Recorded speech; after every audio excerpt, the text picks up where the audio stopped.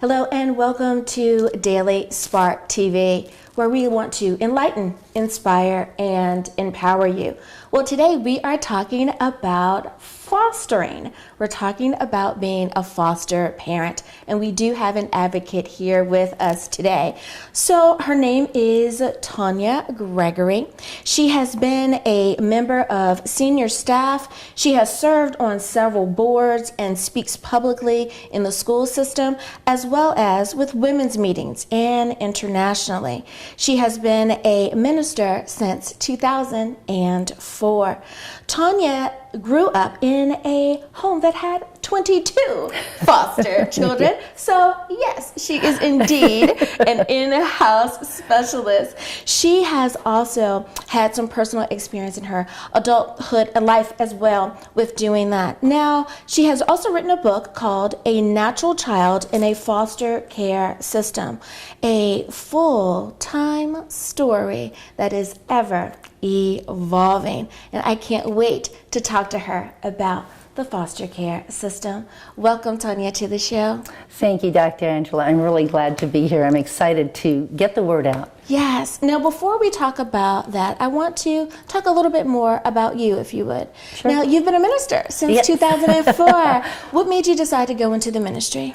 Well, you know, it's one of those things where man does not call you, God does. Mm-hmm. So it was actually, I began itinerating for some of my mentors many years prior to that. And it was just, it evolved into I needed to become a minister to make that happen. And I felt the Lord just really tugging on my heart. My husband confirmed it.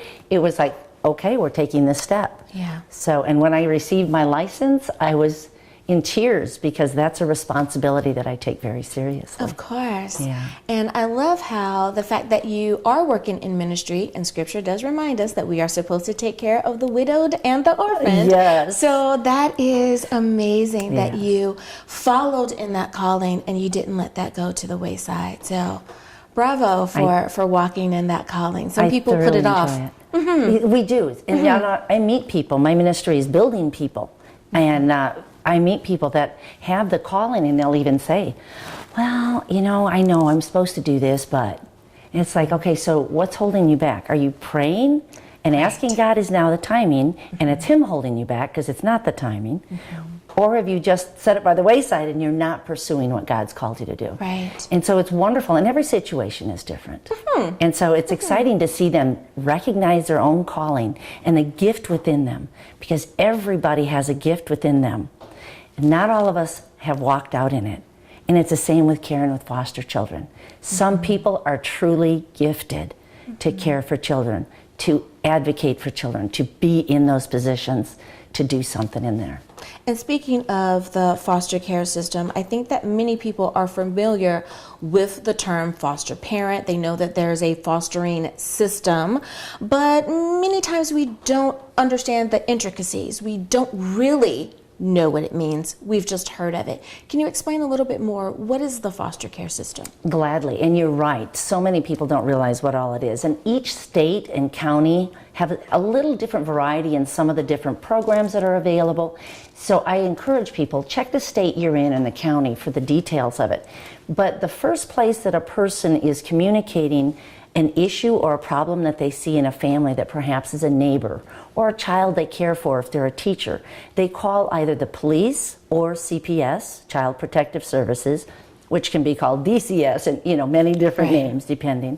And then DCS, or that Child Protective Service, comes in, they talk to the child, they look at the situation, determine if removing the children, whichever it is necessary. If it is, then they're taken and put into the placement agency's care. And they are the ones that place them into homes for emergency care, full-time care, and whatever is needed at that time.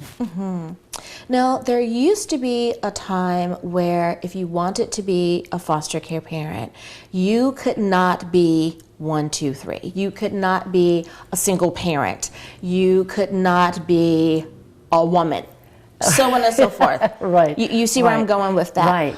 Are those rules still in effect? Are we still dealing with that, or has it opened up and kind of loosened a little? That's a really good question, because a lot of people wonder that, and it really has opened up. The thing that they look for, especially with a single person situation, whether male or female, is what is your support system? It is vital to have that support, and I honestly believe that that's why it took so long to go from only couples to opening that door, because if the child is sick and both people work, somebody still has to care for the child.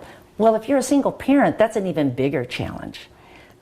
Now we have, I've actually just talked to a friend of mine that's a social worker, and they have single men that are foster parents, but they have a good support system. One gentleman, the young man that is his foster child, his secretary is the support. Wow. So, I mean, that was a surprise to me. That was a unique one. Support system, people do go through the background checks and everything also, but they really do open that fully to be able to put the children into homes that are just safe and healthy with support. Of course. That is just so wonderful that you have decided that this is going to be one of the ways in which you are going to work in your calling. I think that that's wonderful. Now, we do need to take a break, but when we get back, I want to ask you, how did you decide that this was something that you wanted to do? We'll be right back.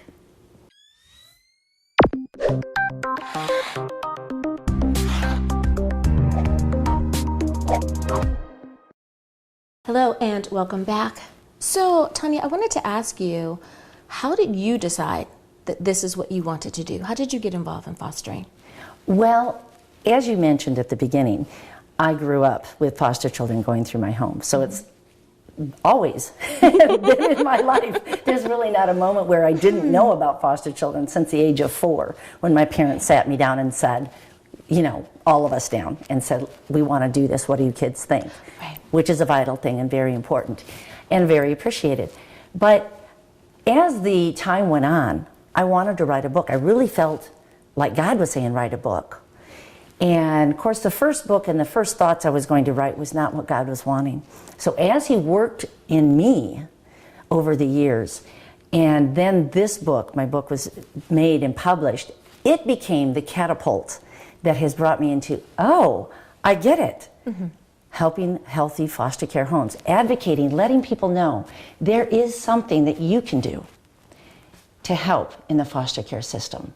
And it doesn't take long-term commitment. And that has just really ignited the desire to get the word out. Now, how did your own children feel about their home becoming a foster home? Well, we didn't actually take foster children in. So, because in there again, the dynamics of your home make a huge impact. My husband traveled a great deal, and I homeschooled my children, and we moved from state to state. I see. Not really conducive dynamics to bring children in. It's almost as unsettled. The focus had to be on our children. However, we have taken in relatives, the young nieces, we've had young adults, his brother on my husband's brother. We've also had other adults that God laid on our heart to live with us. So we've had people living in our home all along, but we haven't had them through the foster care system. I got ya. So, yeah. Now, one of the things that we understand or has been rumored, so help clear this up, is that once the young person turns 18, they're no longer a minor, you're now technically an adult, and the foster care system just kind of boots them out. Is that true? It was. Okay. It absolutely was. Today they have wonderful programs in place. I'm so excited that they've changed them. From the age of 17 to 17 and a half, after high school, a foster child has the opportunity to opt into different programs. One of them is called collaborative care, and that is a child living in a home from 17 and a half to 21. The collaborative care home, the foster parent is receiving that monthly assistance to make that effective. At the same time, the college is paid. They do have to be in college. And the intention is to teach them adult life skills.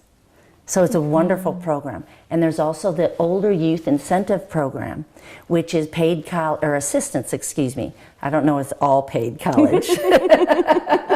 Assistance in college, finding housing, and finding employment. So now there are programs that foster children can opt into. And that's a wonderful thing to have. It absolutely is, because thinking that, oh no, on my 18th birthday, it's over, where am I going to go? I'm sure that was making a lot of them just anxious and much. dread Panic. turning 18. Exactly. Yeah, right. you didn't want to look forward to Right. doing that because you were uncertain of what your future was going to hold. Yes. So that's that high school awesome. graduation is a termination of life, practically, as you know it. Yeah. And that can be very, very scary and course. unsettling for a child. Now, I want to ask about the support team for those who choose to make fostering a part of their life. You kind of mentioned before. Is there an official organization that says we help foster parents be their best? Or would you say that it's better to just make your own teams, just to make sure that you're able to talk about the ups and downs that happen with fostering? Actually, interestingly enough, there isn't an organization that makes up your teams for you. There are those that help in the continuing education that's required of foster parents. Each year, there's a certain number of hours. However, your support team is something that you make up, because it is then your family, extended family. Your secretary, as the one gentleman did. It is somebody that you know, that you can trust, and then they go through the background check system or the daycare system that you're going to use, and then they're taking the paperwork that usually is already done in most of your daycare systems. They go through the same process of being background checked and cleared to have these children for their protection.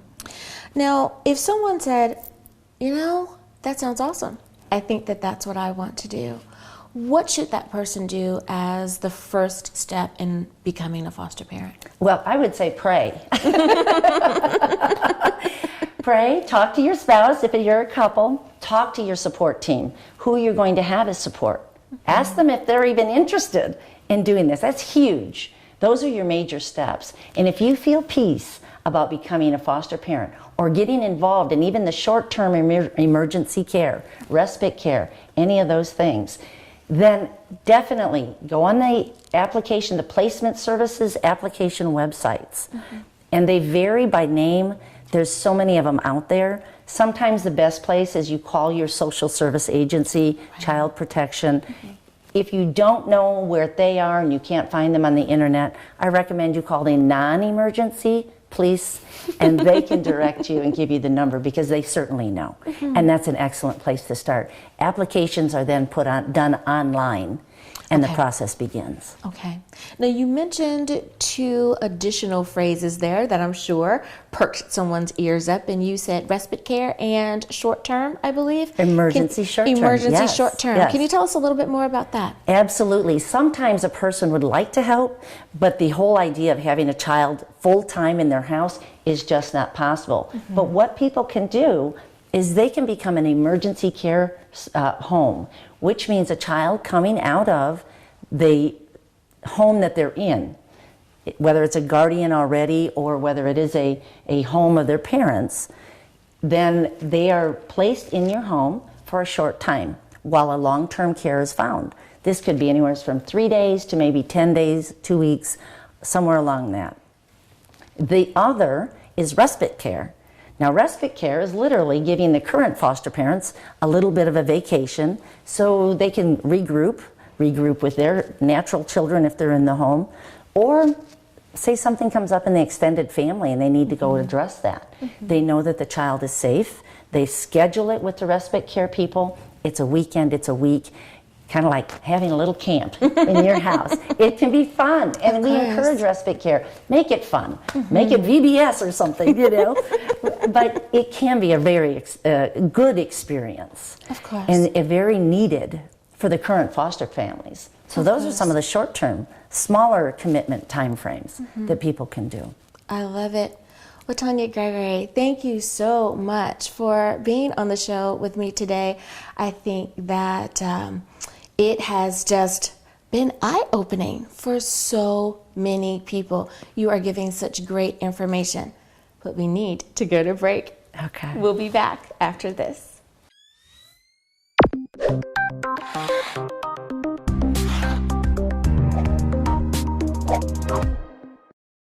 Hi, I'm Tawnya Gregory, and I have had the opportunity to talk to Dr. Angela about advocating for healthy foster care homes, and I really want to encourage you to do so. If you have always wondered, could I do it? Would I do it? Or maybe you know somebody that has, or like so many, you've had a negative feedback as to what's going on and what you have heard about foster care. I want to encourage you, take a look and see if my book can answer some questions that you might have. I was raised in a home that took in foster children. We had 22 children go through my life from my age of 4 to 16, and I wouldn't change it for the world. Was it always perfect? No, but it was the best life. It really made me who I am today. It really gave me a heart for people. I want to encourage you that if you want to learn, the stories in here will tell you how we got through it and the positive outcome, because there is one if we try. You can check it out on my website, tlgministries.org. There's a tab that says Bookshop. Take a look at it. You may find it more encouraging than you know. Take a look at also the web pages and the blogging that I'm doing. I hope it'll answer some questions. Feel free to ask me. My contact information's on my website, tlgministries.org. You'll notice it's written in a pen name because I wanted my family to have a chance to say they were okay with me talking about our life. God bless you.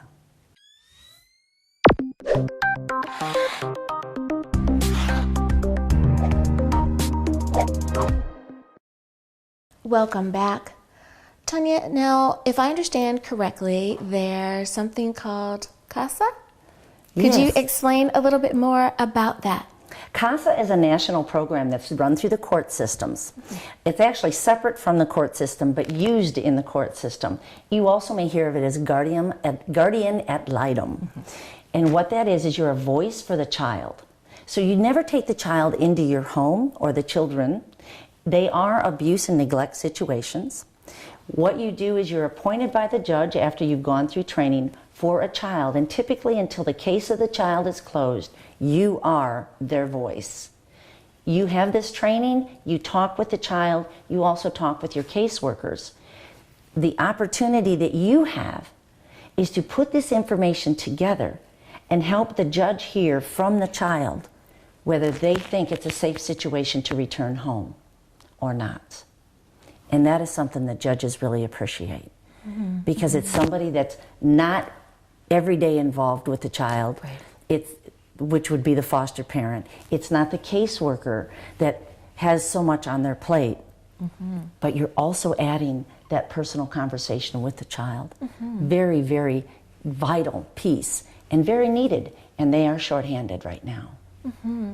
So the child would be able to have conversation with that person the same way that they are with their foster care parent or with their caseworker. Right, and even a more knowing, it's something about that child knowing that this person is for me. Absolutely. They're for me only. They're my support. And who doesn't feel better talking to somebody that you know is on your side? Absolutely. And that's what a CASA, a guardian ad litem, does. Like you said, having that reassurance, and especially if you've come from a situation where you felt that no one wanted to hear your voice, no one was on your side, and now you have someone who's willing to speak for you. That's awesome. It's amazing. That's awesome. It really makes a difference. I love that. And I don't think that people are as aware about that particular part of the program. You're right, they're not. So many people that I've mentioned, have you ever heard of CASA? And they're like, what? You know, they may have heard of guardian ad litem. And they're like, oh yeah, but aren't they lawyers? No. Right. They Right. really aren't. They're loving people that want to help children, which is kind of an amazing thing, because when I first thought about it, I thought it was a paid lawyer, and it is And not. I think most people do. I Not think so. realizing that that is the way that they could actually help and be that advocate. Exactly. I love it. It's CASA. Search it on the internet. You'll find out how to get in touch with people. Talk to them. They will talk to you, give you the understanding in depth as to what it is. And if it's for you, you will be very glad you did. Now, I want to talk a little bit about training. You did mention that, thank goodness, there are the background checks that are done to make sure that our children are going to be okay in the care of the adults that are assisting them. But when it comes to training, you can have a really great heart and still not know what you're doing. Yes. So what is the training like? It really varies. There's probably more than what I am even aware of, but when we were doing a program at our church, we were talking with DCS, as it was called then, and they have programs where foster parents come in, and it's usually done in a volunteer setting. So a group of people volunteer to host it, and then they have a speaker that speaks about child-related things, parenting-related things, health things. They have books that they read, that they do a report on, that then is turned in. And this is the things that maintain their license, just like so many of your other careers. You have to have a certain amount every year. And it's not a large amount. I want to say it was either 9 to 12 hours. Okay. And they give you how those calculate out, how many hours a book calculates for. And you put that together in your time. Maybe you get together once in a while. When they do the get-togethers and they have a motivational speaker or someone that's helping to understand things, the adults also have a chance to talk to one another. Right. It's a support system. And the kids are typically having a good old time someplace else, being shared the idea that you're important too. Right. You're not a castaway. We care. Somebody cares for you. And that, of course, is helpful too. That is awesome. Now, with that being said, someone may say, well, I'm not officially in the program yet, but there's an expo, there's a conference coming up within the next month before my paperwork goes through. Should they go on and be proactive and just attend? You know, I would say that question is best answered to the county or the placement agency they're working with, because every area has a little bit of difference. Yeah. So I would say ask the agent that you're working with. That would be your contact's best place to get an answer. Smart advice. Smart advice. Do what's required for your city or for your county. Right. I love that. Now, I don't want to necessarily put you on the spot, but I'm going to ask for nuggets of wisdom. Okay. There may be someone who says, yes, I really, really want to be involved, and I want to know more, not just about the fostering, but about all of the programs that are available. Do you have 2 or 3 tips that you can share with someone? What should they do? Well, I would say first contact a placement agency. You know, they can answer the questions far better than anybody, because as the laws and the programs develop and change, they're the ones that are in touch with all that information. So my encouragement to you would be, go check with who's in your area. Find out what is available. They typically know of all the different programs that are available for the foster care families. Another place would be if there's a foster family that you know of, or that your kids know of in school. Talk to them and say, can I help? Can I talk to you about what it's about? Right. What do you think of being a foster care parent? That's always good, because it's firsthand information. I love it. Like I said earlier, great information. I'm so glad you were on the show. Thank you, Tawnya Gregory. I'm glad I was here. Thank you for having me, Dr. Angela. Thank you. Now, I hope that you have enjoyed the show as well. I know that I have learned a great deal. Be inspired, be encouraged, be empowered. See you next time.